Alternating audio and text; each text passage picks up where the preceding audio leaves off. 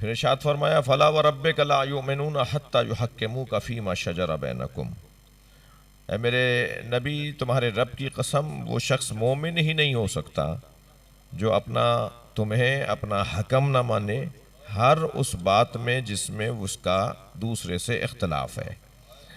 اور ثم لا یجدوا فی انفسہم حرجا مما قضیتا، اور جب تم فیصلہ سنا دو تو پھر تمہارے فیصلے پہ وہ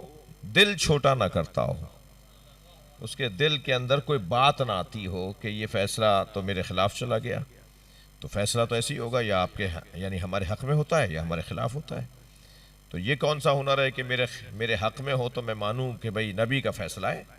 اور جب میرے خلاف چلا جائے تو میں سوچنے لگوں کہ یہ میرے خلاف فیصلہ چلا گیا۔ تو وہ شخص مسلمان نہیں ہے، مومن نہیں ہے وہ شخص جو آپ کے فیصلے کو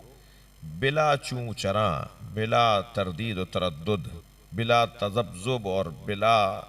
تعمل جو آپ کے فیصلے کو تسلیم نہ کرے، وہ مومن نہیں ہے۔